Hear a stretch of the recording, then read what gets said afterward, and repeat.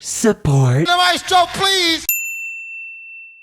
Again, only one new album this week, but it's not in the top 5, so I can actually do the normal format for this show. This'll be for the week of February 6th, 2021. On this day in music back in 1887, Otello, the opera by Giuseppe Verdi, would have its premiere at the Teatro alla Scala in Milan, Italy. It would end up being Verdi's penultimate opera.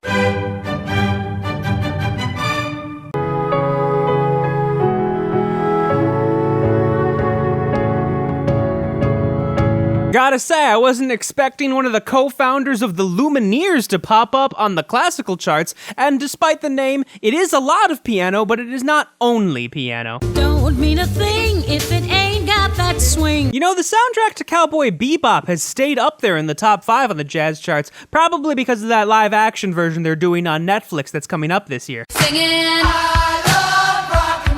Miley Cyrus dropped down to number 3, Queen hopped into the number 2 spot, but the number 1 spot is still Machine Gun Kelly. I'm surprised at how the R&B and hip-hop charts are starting to develop. They're really just constantly reordering themselves, and you only get one new release every now and again. In fact, in the top 50, the only newly charting album is that released by Lil Skies. Obviously, Chromatica and The Fame have stayed in the top 5 for a while, but now Lady Gaga's Born This Way is making its way up there. It's currently number 7. And now I need some help from the maestro, please! Became the voice of the streets, so my people ain't believe me.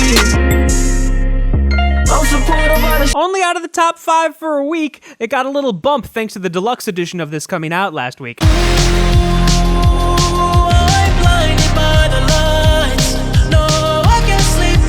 Speaking of getting back up here, After Hours getting that Super Bowl bump because The Weeknd is performing at the Super Bowl this weekend. This pain wouldn't be for evermore. Apparently there's a theme park in Utah that's suing Taylor Swift over the name of this album, as the name of said theme park is also Evermore.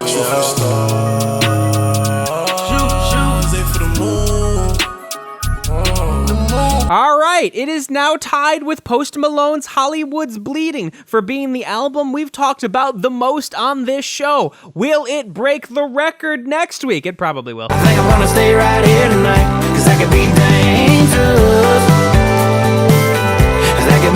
I'll tell you what's really dangerous. Morgan Wallen's language. No, but for real, he was caught on video saying some pretty offensive stuff and using a racial slur, and since then he's been dropped by his management company, Country Music Television, suspended by his record label, and pretty much dropped from every radio station, just killing his airplay numbers. So we had 6 things to talk about this week. Yeah, only one of which was new, but it was better than last week when we only had 5 things to talk about, and again, only one of which was new. And now I need some help from the maestro, please! Maestro!